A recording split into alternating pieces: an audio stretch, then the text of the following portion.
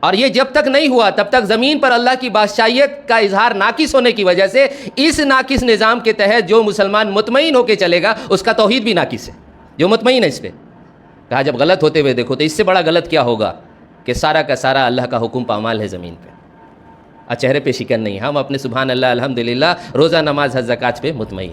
میرے پیاروں، اس سے بڑی بے غیرتی کیا ہوگی؟ ایسے لوگوں پہ پیارے نبی صلی اللہ علیہ وسلم نے جو ہے نا بتایا کہ اللہ نے فرشتوں کو بھیجا کہ سب سے پہلے اس کے اوپر عذاب کر، جبکہ یہ خود اپنی ذات کے اعتبار سے نافرمانی نہیں کرتا ہے، لیکن کیا اس کا اتنا ہی جرم کم ہے کہ نافرمانی اس کے آس پاس ہو رہا ہے اور اس کے چہرے پہ کبھی جو ہے نا بل نہیں آیا، اس کے جو ہے نا دل میں کبھی اس کے خلاف جو ہے نا کبھی ایک ابال نہیں پیدا ہوا، ایک بے چینی نہیں، امنگ پیدا نہیں ہوئی کہ اللہ کی زمین ہے، اس کو کیسے صاف کیا جائے۔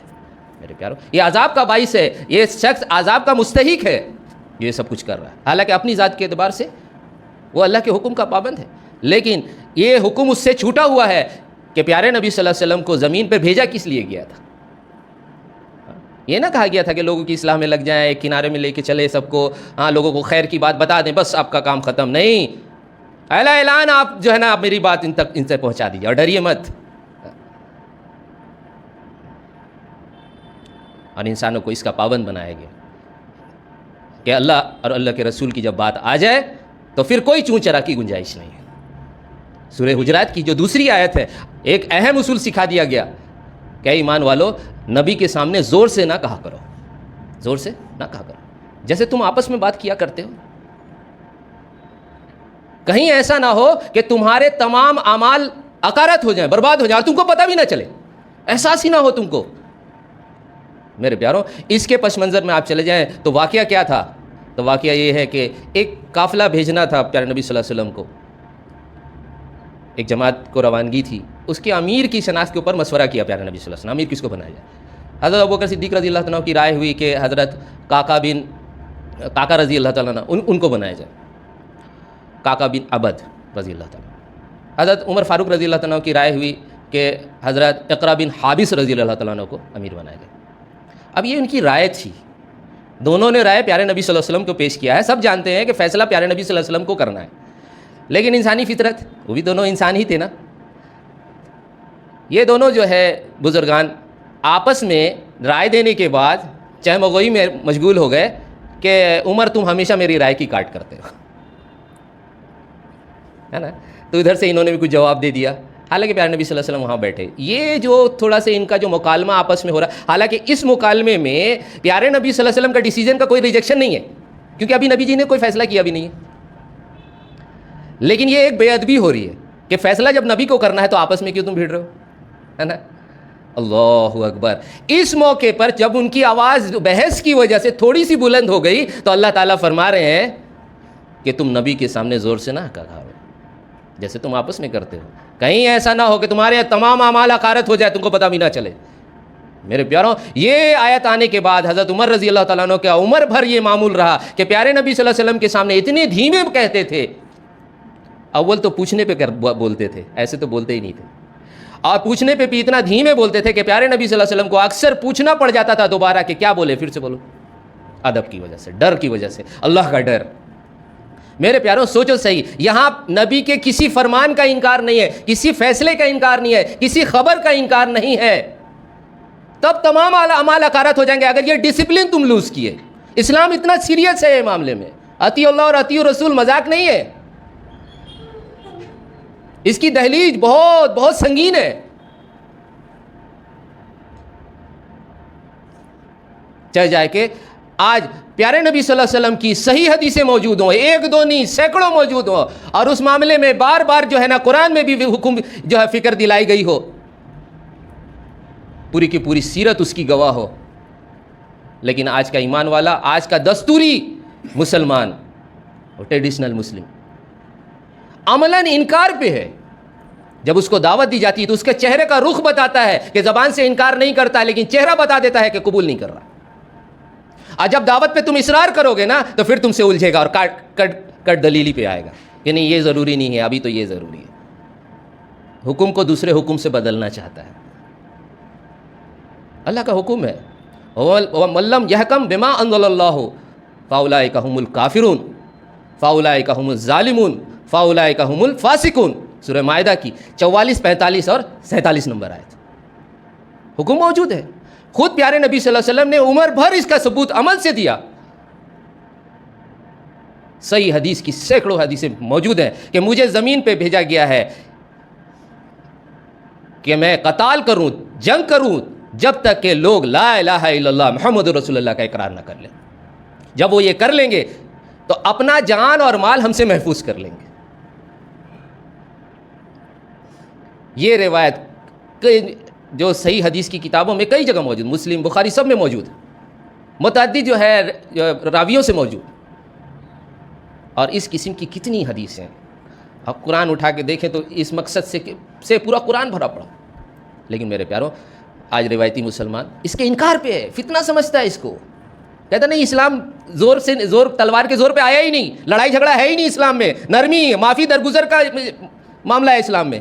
اور حضور کہہ رہے ہیں ہم کو تو بھیجا گیا ہے قتال کرنے کے لیے. ابو جہل کو اور جو ہے قریش مکہ کے سرداران جب حضور اقدس صلی اللہ علیہ وسلم پہ لان تان کر رہے ہیں, حضور اقدس صلی اللہ علیہ وسلم طواف کر رہے ہیں, یہ ہر بار جب ان کے بغل سے گزرتے ہیں کچھ کمنٹ پاس کرتے ہیں. پیارے نبی صلی اللہ علیہ وسلم طواف مکمل کر کے ان کے پاس گئے اور ان سے جا کے کہہ رہے ہیں کہ اے سرداران قریش, کان کھول کے سن لو کہ مجھے تو بھیجا گیا ہے کہ تم کو ذبح کروں. یہ اشارہ کر کے بتائیں. ہاں, اس پہ ابو جہل دہل گیا اور کھڑا ہو کے کہنے لگا اے میرے چچا, اے میرے بھتیجے, ایسے جذباتی نہ ہو, تم تو بڑے سمجھدار ہو, ایسی باتیں نہ کرو. ڈر گیا. اور جن کو پیارے نبی صلی اللہ علیہ وسلم نے اس دن کہا تھا, جو اس دن مجلس میں تھا, سب کو ذبح کیا گیا.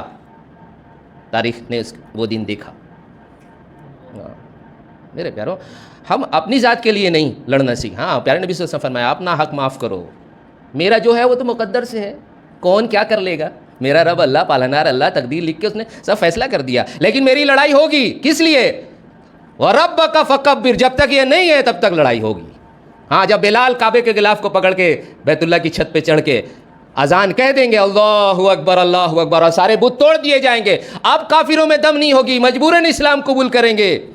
کہا اب عام معافی ہے, اس سے پہلے معافی نہیں ہے. اس سے پہلے معافی منافقت ہے کہ تم اس امتحان میں آنا ہی نہیں چاہتے جس امتحان میں اللہ ڈال کے تمہاری بندگی کا امتحان لینے والا ہے. جس وجہ سے ہماری افضلیت ہے کہ ہم خاتم الانبیاء کے وارث ہیں. پیارے نبی صلی اللہ علیہ وسلم نے ہم سب کو اپنا بھائی فرمایا. کسی نبی نے اپنے امتی کو بھائی نہیں کہا, ہم کو بھائی کہا.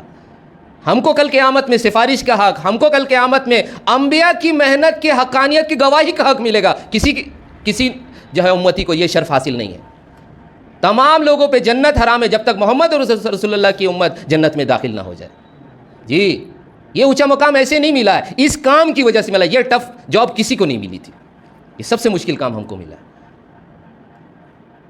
اس کام کو قبول کرنا, اس کے مطابق چلنے کے لیے اسباب اللہ سے مانگنا, فکر, کوشش, جد و جہد کرنا, جو ممکن ہے اس کے لیے جو ہے نا ہر ممکن راستے اکٹھے ہموار کیے جائیں, ہر رکاوٹوں کو دور کرنے کے لیے غور فکر کیا جائے.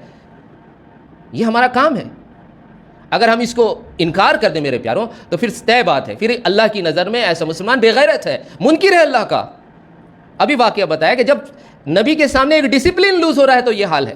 یہاں تو سارا دین کا معاملہ ہی پلٹ گیا. اللہ ہم سب کو سمجھ عطا فرمائے. یہ دین کی بنیاد ہے, کور ہے ہمارا. لوٹے اس کی طرف کہ جو فیصلے نہیں کرتے اللہ کے حکم کے مطابق, ایسے ہی لوگ تو کافر ہیں, ظالم ہے, فاسق ہیں. یہ اللہ کا فیصلہ ہے کہ وہ حکم کیا ہے, اللہ کی بھیجی ہوئی شریعت. جب تک وہ شریعت زمین پہ امپلیمنٹڈ نہیں ہے اللہ کی بادشاہیت کا اظہار نہیں ہے. ہمارا توحید ناقص ہوگا اگر اس اظہار نہیں ہونے کے باوجود ہم مطمئن بیٹھے رہیں. ہمارا توحید ناقص ہے. اس ناقص توحید کے ساتھ کل قیامت میں کوئی بندہ اپنے شرک سے برات کا اظہار نہیں کر سکے گا. شرک اس کی زندگی میں ہونا ہی ہونا ہے, کیونکہ سب سے بڑا جو شرک ہے, جو اللہ اور بندے کے بیچ میں جو رکاوٹ ہے, ہم نے اس کے ساتھ وفاداری کی سانٹھ گانٹھ کر لی. اللہ ہم سب کو سمجھ عطا فرمائے. میرے پیاروں, ہم سب کو وہ دل عطا فرمائے کہ ہم اللہ کے حکم, پیارے نبی صلی اللہ علیہ وسلم کے فرمان, ان کی زندگی سے اثر لینے والے بنے. ہاں, ہم جانتے ہیں مشکل کام ہے, آسان تو صحابہ کے لیے بھی نہیں تھا, ان کے بھی کلیجے کٹتے تھے, لیکن ان میں اور ہم میں سب سے بڑا فرق ہے وہ قبول کرتے تھے. اللہ جانے اس کا رسول, حکم سننے کے بعد وہ یہ کہتے تھے. منافقین کہتے تھے آیا کہ یہ حکم پہ عمل کرنا پاسبل ہے, ممکن ہے؟ یہ منافقین کا رخ ہوتا تھا. لیکن صحابہ کرام کا رخ یہ ہوتا تھا اللہ جانے اس کا رسول جو حکم دیا ہے اب کیسے ہوگا وہی جانتا ہے، لیکن ہم کو اس کو قبول کرنا اور عمل کے میدان میں آنا اور اپنی وفاداری کا ثبوت دینا یہ میرے لیے ضروری ہے، اس کے بدلے میں جو ہو سو ہو۔ منافقین کہتے تھے کرنا تو ہم بھی چاہتے ہیں لیکن نقصان اپنا کر لینا، آنکھوں کھولے اپنے آپ کو نقصان میں ڈالنا یہ کوئی سمجھداری نہیں ہے۔ دین تو برکت کے لیے آتا ہے، انسانیت کی فلاح اور بہبود کے لیے آیا کرتا ہے۔ یہ کون سا دین آیا ہے جس میں ہمارے یہ بچوں کی جان پہ آ جائے گی؟ یہ کوئی دین نہیں ہے میرے پیاروں۔ جس کو آخرت پہ یقین نہیں ہوتا ہے وہ سارا معاملہ دنیا کو سامنے رکھ کے جو ہے نا جج کرتا ہے، اور پھر وہ نہیں پہنچ سکتا ہے، وہ عمل نہیں کر سکتا، وہ اس بندگی کے امتحان میں فیل ہوگا ہی ہوگا۔ اس امتحان میں وہی لوگ پاس ہوں گے کہ نہیں دنیا تو ایسے بھی آنی جانی ہے، ایک دن ایسے بھی سب کچھ ختم ہونا ہے، اور جو نفع ہے نقصان ہے کوئی الگ سے نہیں آتا ہے، اللہ کے حکم سے ہی آتا ہے، اور وہ طے شدہ ہے۔ جو طے نہیں ہے، جس کے لیے ہم کو ذمہ دار بنایا گیا ہے، جس میں امتحان میں ہم کو ڈالا گیا ہے، وہ آخرت ہے۔ ہم اس کو نہیں داؤ پہ لگا سکتے۔ دنیا تو داؤ پہ لگے، وہ داؤ لگانا نہیں لگانا بھی برابر ہے، وہی ہوگا جو ہونا ہے، جو نہیں ہوا وہ ہو ہی نہیں سکتا۔ اس پہ ایمان ہے ہمارا میرے پیارے۔ وہ تو کر گزرتے ہیں، باقی لوگ کہتے ہیں چوں چرا کرتے رہ جاتے ہیں۔ اللہ تعالیٰ ہم سب کو اس منافقت والے جو ہے نا سوچ سے اوپر اٹھائے۔